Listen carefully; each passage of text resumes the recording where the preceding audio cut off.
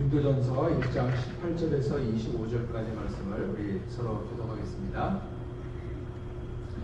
십자가의 도가 멸망하는 자들에게는 미련한 것이요 구원을 받은 우리에게는 하나님의 능력이라. 이로부터 내가 지혜인 자들의 지혜를 멸하고 총명한 자들의 총명을 폐하리라 하였으니 지혜 있는 자가 어디 있느냐, 선비가 어디 있느냐, 이 세대의 변론가가 어디 있느냐. 하나님께서 이 세상의 지혜를 미련하게 하신 것이 아니냐. 하나님의 지혜이시는 이 세상의 자기 지혜로 하나님을 알지 못하므로 하나님께서 전부에 미련한 것으로 믿는 자들을 구원하시기를 기뻐하셨도다. 유대인은 표적을 구하고 헬라인은 지혜를 찾으나 우리는 십자가에 못 박힌 그리스도를 전하니 유대인에게는 거리끼는 것이요 이방인에게는 미련한 것이오래. 오직 부르심을 받은 자들에게는 유대인이나 헬라인이나 그리스도는 하나님의 능력이요 하나님의 지혜니라. 하나님의 어리석음이 사람보다 지혜롭고 하나님의 약하심이 사람보다 강하니라. 사도 바울이 고린도를 떠나 에베소로 간 이후에 고린도 교회는 4개의 파벌로 나뉘어 분쟁했습니다. 분쟁의 원인은 바울과 아볼로의 다름을 다름으로 보지 못하고 틀림으로 보았기 때문이죠. 바울과 아볼로는 다른 사람입니다. 결코 같을 수가 없어요. 바울은 대단한 학자였고 말에는 능하지 못했지만 글에는 아주 대단한 사람이었습니다. 반면에 아볼로는 수사학의 조예가 깊어 말이 논리적이고 달변이었습니다.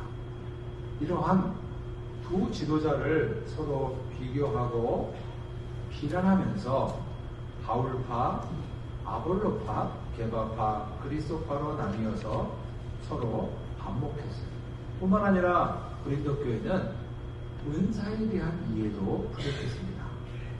그래서 은사가 있는 사람은 그 은사를 자랑했고 그래서 교만했습니다. 반면에 은사가 없는 사람은 교회 안에서도 2등 신자 취급을 받았어요. 이 고린도는 항구 도시로서 무역과 금융업이 발달하여서 돈이 넘치는 도시예요. 돈을 놓고 치열하게 경쟁해서 이긴 사람과 그렇지 못한 사람들의 삶이 극적으로 대비되는 양극화된 그러한 도시였어요. 이러한 세상의 경쟁이 교회 안에도 그대로 재현되었던 거예요. 이러한 고린도 교회를 향한 바울의 진단은 영적인 미숙함이었어요. 그리고 그에 대한 처방은 십자가의 도였습니다. 이러한 고린도 교회가 영적인 어린 아이의 상태에 머물러 있는 이유는 십자가의 도를 잘 모르기 때문입니다. 여러분, 십자가의 도라는 말이 무슨 뜻일까? 이 십자가의 도에서 도라는 말은 로고스입니다. 말씀입니다. 그러니까 십자가의 도라는 말은 십자가의 말씀이라는 뜻이죠. 다시 말하면 인간의 몸을 입고 이 땅에 오신 예수 그리스도께서 스스로 죄인이 되셔서 십자가에서 죽으시고 부활하심으로 구원을 완성하시고 영원한 소망이 되어 주셨다는 이 사실이 십자가의 도. 이 십자가의 도에 대한 사람들의 태도는 굉장히 극과 극이었어요. 오늘 우리 시대에도 이 십자가의 도에 대한 사람들의 반응이 그랬던 것처럼 당시 시대에도 십자가의 도에 대한 반응이 극과 극이었습니다. 유대인들은 사람을 구분할 때 유대인과 이방인으로 구분합니다. 유대인의 혈통으로 태어난 사람과 그렇지 않은 사람을 구분하는 거죠. 유대인의 혈통으로 태어난 사람은 구원을 받고 이방인으로 태어나는 사람은 구원을 받지 못한다고 유대인들은 생각했어요. 그런데 십자가의 도에 대한 이 유대인과 이방인의 차이는 별로 없었어요. 유대인들에게 십자가는 거리끼는 것이다. 다시 말하면 십자가의 도라는 것은 결코 받아들일 수 없는 너무나 큰 모순이라는 거예요. 유대인들이 생각하는 메시아는 로마의 압제에서 이스라엘을 구원하고 이스라엘을 열방 가운데 우뚝 세워줄 영광스러운 메시아였습니다. 이스라엘 사람들은 수천 년간 그 영광스러운 메시아를 기다리며 살았어요. 그런데 극악무도한 두 죄인과 함께 온갖 수치와 모욕을 당하며 십자가에 처형되신 예수는 영광스러운 메시아와는 너무나도 다른 모습이었습니다. 그런 유대인들이기에 십자가에 처형된 나사렛 출신의 청년 예수가 그리스도다, 메시아다 라는 이 십자가의 도는 너무나 큰 모순을 보여주는 거죠. 유대인들은 표적을 구했습니다. 표적이라는 말은 무슨 뜻이냐면 눈으로 확인할 수 있는 이적을 말해요. 본문 22절에 나오는 유대인들은 표적을 구한다라는 말씀에서 이 표적은 단수가 아니라 복수예요. 그러니까 유대인들은 표적을 구하는데 한 번만 구하는 것이 아니라 반복해서 지속적으로 표적을 구한다는 거예요. 그래서 유대인들은 표적을 행하는 것을 통해서 그 사람이 메시아인지 아닌지를 확인해요.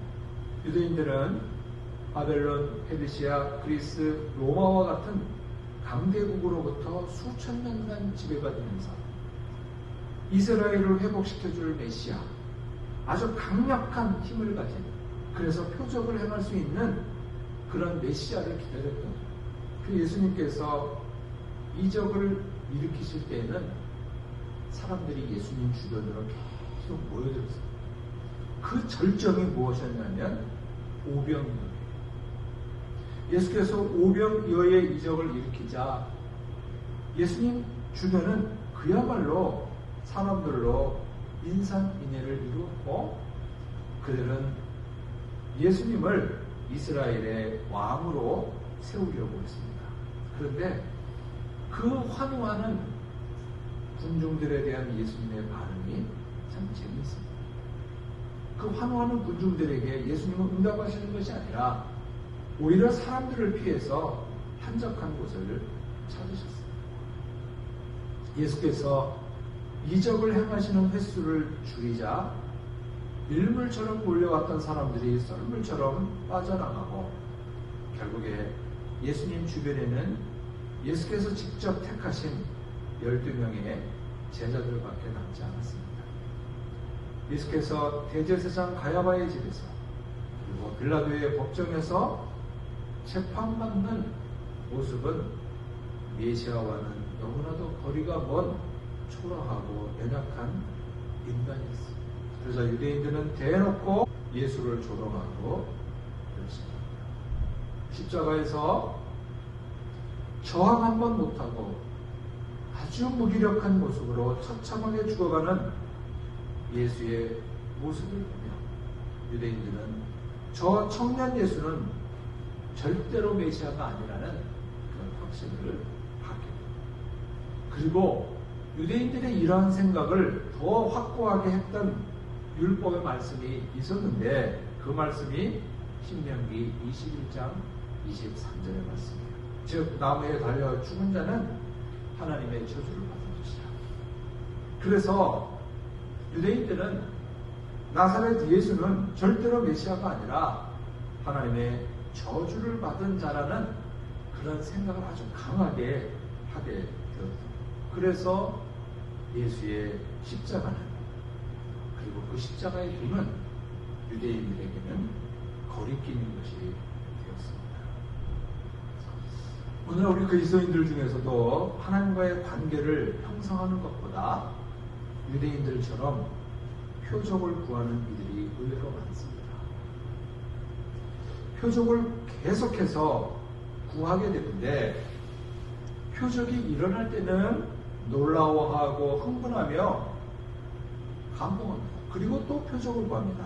그런데 원하는 표적이 계속해서 일어나지 않으면 실망합니다. 옛날에 하나님께서 내 불치병을 고쳐주셨는데 지금은 아무리 기도를 해도 내게 이적이 일어나지 않는다. 불평해요. 그것이 기도가 응답되지 않았기 때문이고 하나님이 나를 더 사랑하지 않으신다 라는 오해도 하게 됩니다. 그런 사람들은 엄밀하게 말하면 하나님을 믿는 것이 아니라 눈에 보이는 표적을 믿는 거예요. 그렇게 표적을 구하고 표적을 찾아다니는 사람들은 건강하고 건전한 신앙생활을 하기 어려워요. 대부분 그런 사람들은 아주 쉽게 이단에 미혹될 수 있습니다. 우리가 눈으로 볼 수 있는 것은 대단히 제한적이에요. 우리 눈은 태양과 같은 큰 것은 못 봅니다. 그리고 세균처럼 작은 것도 못 봐요. 그래서 다른 사람의 몸에 있는 암은 치료해주면서 자기 몸속에서 암이 자라고 있는 것을 알지 못하는 의사가 얼마든지 있을 수 있는 거죠. 부활하신 주께서 의심 많은 도마에게 찾아오셔서 뭐라고 말씀하셨냐면 보지 않고 믿는 자가 복되다. 하나님과의 관계가 견고하면 표적은 있어도 그만이고 없어도 그만입니다. 부활하신 주님은 도마에게 이적을 구하지 않아도 될 정도로 하나님과 견고한 관계를 만들고 그 하나님을 믿는 그런 복된 자가 되는 것입니다. 우리가 부모와의 관계가 확실하면 부모님이 좀 잘해주셔도 조금 못해주셔도 그만입니다. 그런데 부모와의 관계가 불분명하면 잘해주면 부모인 것 같고 못해주면 아닌 것 같고 그런 생각을 하게 됩니다. 이렇게 표적을 구하는 유대인들에게 무기력하고 처참하게 십자가에 죽어간 예수는 메시아가 보이지 않았던 것입니다. 그런 예수를 메시아라고 그리스도라고 말하는 십자가의 도는 거리낄 수밖에 없었던 거죠. 반면에 이방인들에게 십자가의 도는 미련한 것, 비합리적인 것입니다. 여기서 말하는 이방인은 로마 제국 안에 있는 유대인을 제외한 모든 사람을 말합니다. 로마 제국 안에는 여러 인종들이 함께 살았는데 겉모습은 인종별로 다르지만 이 정신세계는 거의 비슷했어요. 그리스 문화, 좀 더 정확하게 말하면 그리스 철학의 영향을 받으면서 사람들은 거의 비슷해서 합리성을 추구해요. 그래서 바울은 이방인들을 이런 헬라 문명권 안에 있는 이 사람들을 지혜를 구하는 사람들이라고 말합니다. 자기의 이성과 지식과 경험을 통해서 모든 것을 해결할 수 있다고 믿기에 아주 집요하게 파고드는 사람들을 이렇게 말하는 것입니다. 이런 이방인들에게 십자가의 도는 너무나도 비합리적이고 모순인 것처럼 보인다. 한마디로 말하면 말이 안 되는 것. 당시 로마 제국 안에 살아가는 사람들에게 십자가는 실패와 죽음, 멸시와 수치의 상징입니다. 원래 십자가는 로마가 정복한 변방의 바바리안들, 그러니까 미개한 야만인들이 사용하는 형태입니다. 로마가 야만족들을 정복하고 그들이 사용하던 십자가를 보고 기겁을 합니다.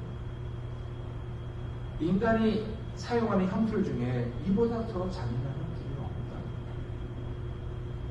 그런데 로마 사람들은 그 바바리안들의 십자가 형태를 받아들여서 제국 안에 있는 노예나 식민지 사람들에게 사용하기 시작했습니다.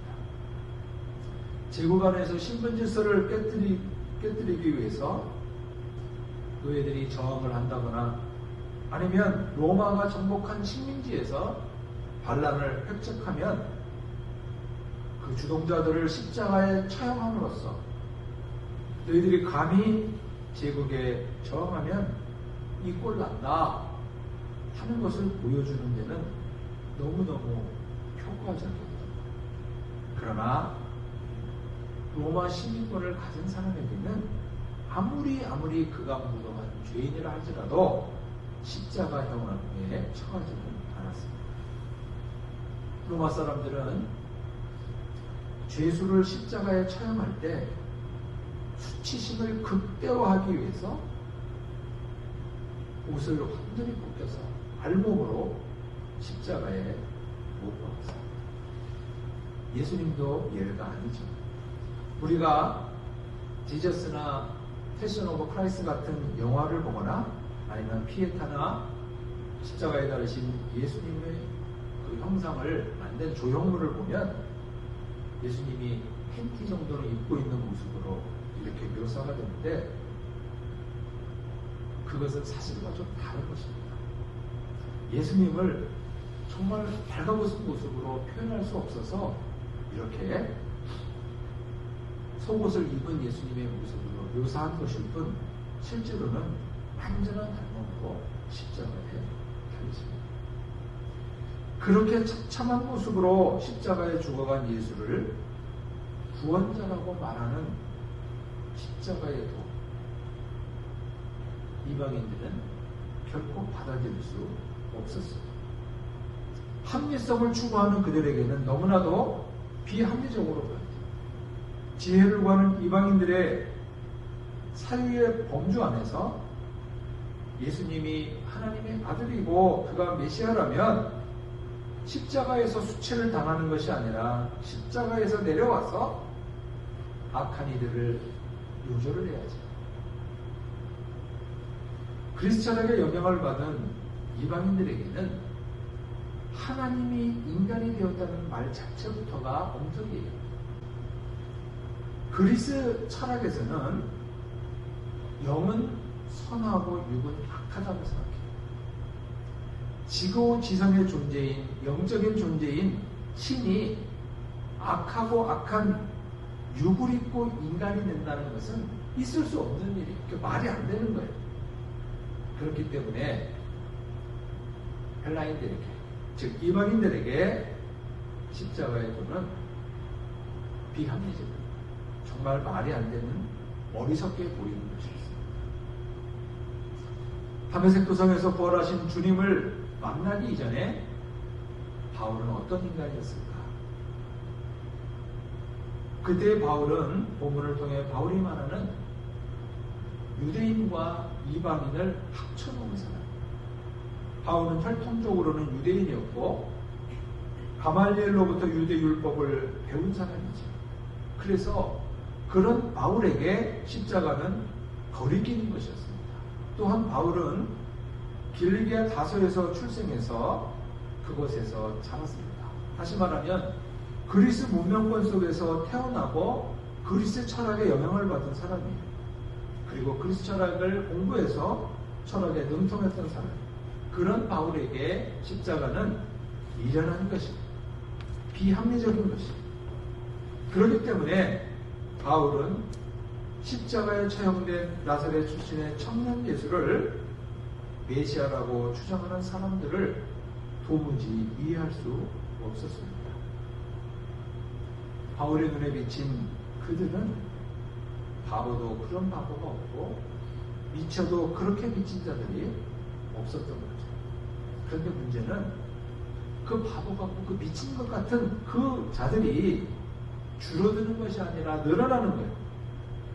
바울은 예수를 따르는 자들이 유대 율법을 어기고 유대인 공동체를 파괴하는 암적인 존재라고 규정했습니다. 그들을 제거하지 않으면 나중에는 손을 쓸 수 없을 정도로 퍼져갈 것이라고 생각한 바울은 닥치는 대로 죽이고 감옥에 가두며 가혹하게 핍박을 했습니다. 그렇게 지독하게 십자가의 도를 따르던 사람들을 핍박하다가 바울은 아주 극적으로 부활하신 주님을 만나죠. 그 이후에 십자가의 도가 바울에게는 전혀 다른 의미가 됩니다. 거리끼는 것도 아니고 미련한 것도 아닌 정말 새로운 의미의 그 십자가의 도를 갖게 됩니다. 그래서 바울은 지금까지는 유대인의 방식으로 이 세상 사람을 유대인과 이방인으로 구분했었는데 이제 바울은 그렇게 사람을 구분하는 게 아니라 부르심을 입은 사람과 부르심을 입지 못한 사람으로 구분해요. 부르심을 입은 사람들 중에는 유대인도 있을 수 있고 이방인도 있을 수 있어요. 부르심을 입지 못한 사람들 중에도 유대인도 있고 이방인도 있을 수 있습니다. 결통적으로 유대인이든 이방인이든 하나님의 부르심을 입지 못한 자들에게 십자가의 도는 여전히 거리끼는 것이고 미련한 것이지만, 그러나 결통적으로 유대인이든 이방인이든 하나님의 부르심을 입은 사람들에게 십자가의 도는 하나님의 능력이고 하나님의 지혜라는 것입니다. 본문 24절에 나오는 부르심을 입은 자에서 이 부르심을 부르다라는 말이 복수예요. 하나님은 우리를 부를 때 한 번 부르는 게 아니라 여러 번 부르십니다. 그것은 바울도 마찬가지예요. 여러분, 우리가 생각할 때 바울이 어느 날 갑자기 다메섹 도상에서 부활하신 주님을 만나서 변한 게 아니에요. 사실 하나님은 그 이전부터 바울을 부르셨던 거죠. 하나님께서요, 스데반이 순교하던 그 장소에 바울이 있게 하셨고, 그 스데반의 순교하는 그 시간, 그 장소에서 하나님은 바울을 부르셨어요. 그때 바울은 십자가에 대해서, 십자가의 도에 대해서 저것은 미련한 것이고 저것은 거리끼는 것이라는 자기 확신 속에 버티고 있었다. 근데 하나님의 부르심은 그 하나로 끝나는 것이 아니라 또 부르시고 또 부르시고 또 부르시다가 조금씩 그의 신념에 크랙이 생기는 거죠. 그래서 결정적으로 다메섹 도성에서 그가 무너지게 된 것이죠. 아마도 성경에 나와 있지는 않지만 스데반의 순교와 다메섹 도상 사건 사이에 바울만이 아는 수없이 많은 하나님의 부르심이 있었을 것입니다. 그러면서 바울에게 십자가의 도는 거리끼는 것이나 미련한 것이 아니라 하나님의 능력이고 하나님의 지혜가 되었다. 왜 그렇게 모욕스럽고 처참했던 그리스도의 십자가가, 그리고 그 십자가의 도가, 십자가의 그 말씀이, 십자가의 그 이야기가 왜 하나님의 능력이고 하나님의 지혜입니까? 그 십자가의 도를 통해서 이 땅에 구원이 임하고 이 세상 역사에서 지금까지 인간이 경험하지 못한 구원의 표징들이 눈으로 나타나는 거예요. 여러분, 이 십자가와 십자가의 도를 통해서 이 땅에 나타난 가장 강력한 구원의 표징이 무엇이겠습니까? 그것은 바로 유대인과 이방인, 남자와 여자, 주인과 노예 사이에 있었던 결코 넘어설 수 없는 그 견고한 벽이 무너지고 예수 안에서 모두 형제가 되고 모두 자매가 되는 기적 같은 일이 일어났어요. 인류 역사에서 그 어떤 능력자도 그 어떤 지혜자도 꿈꿀 수 없고 이룰 수 없는 혁명이 일어납니다. 유대인들이 갖고 있던 종교적 열심이나 그리스인들이 추구했던 그 합리성,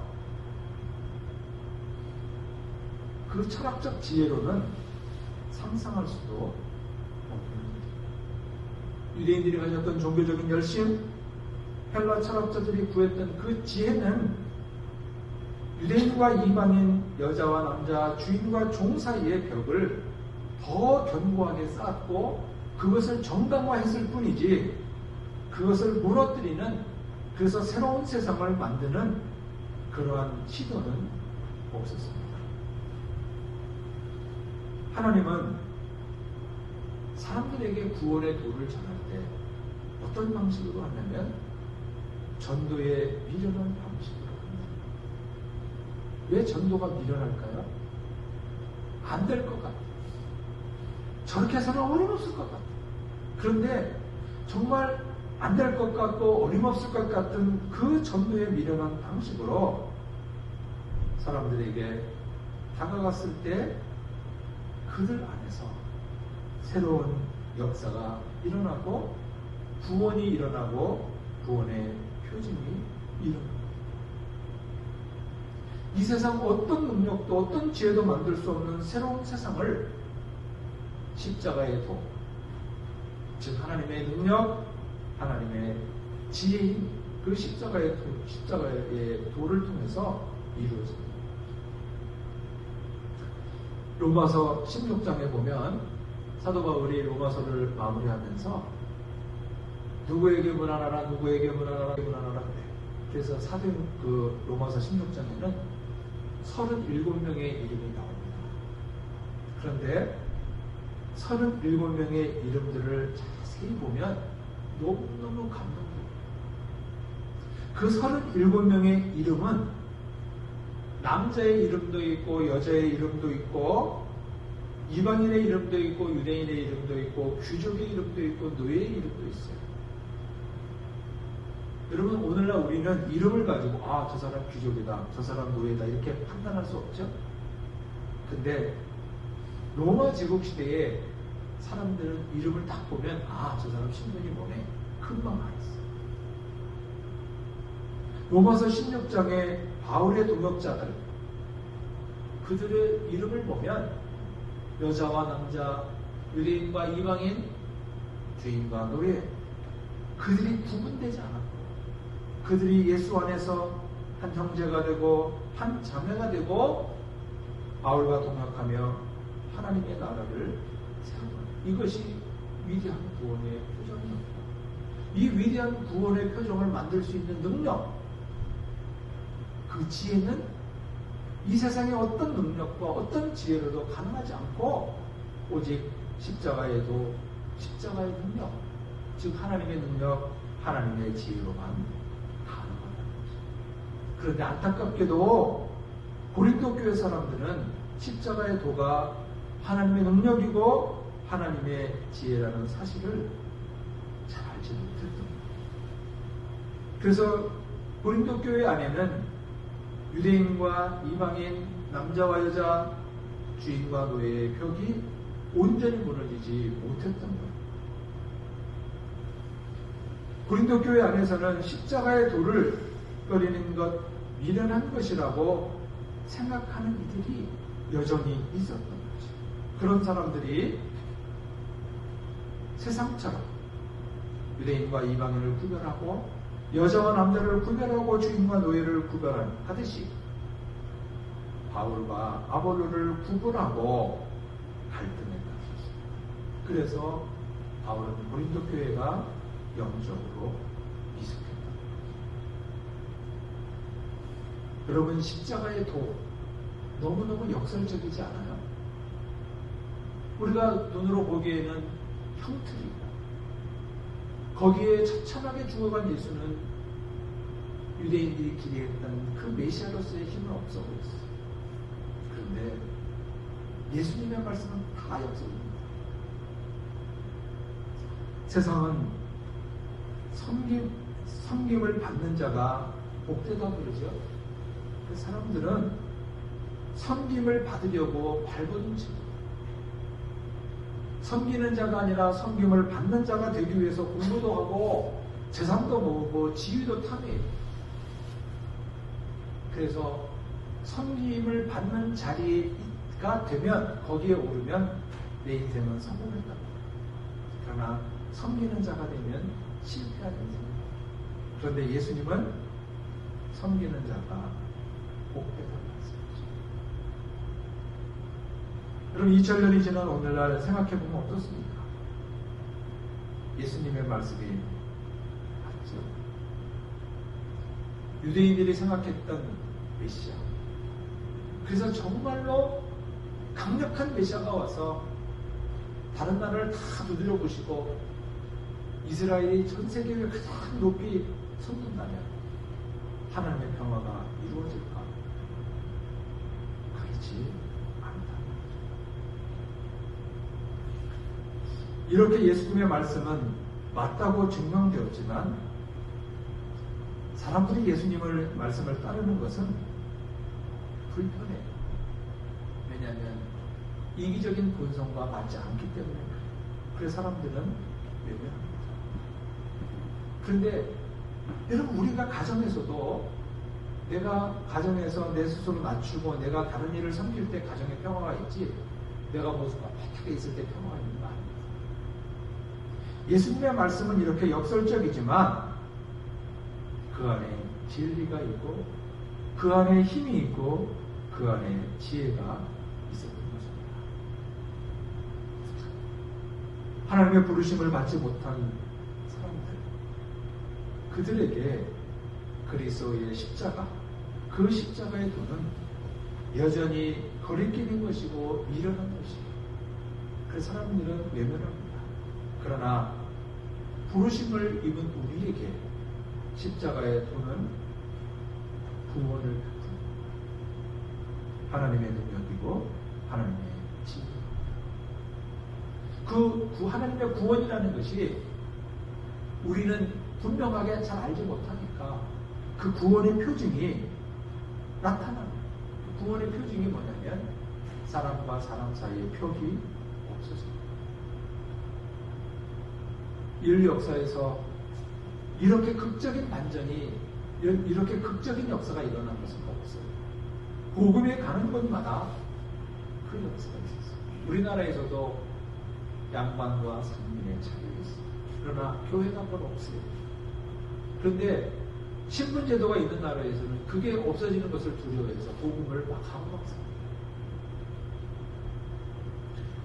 오늘 우리에게 십자가의 도가 하나님의 능력, 하나님의 지혜가 되어서 그 하나님의 구원의 표징이 우리 가정 안에, 교회 안에, 우리 일터 안에 풍성히 나타납니다.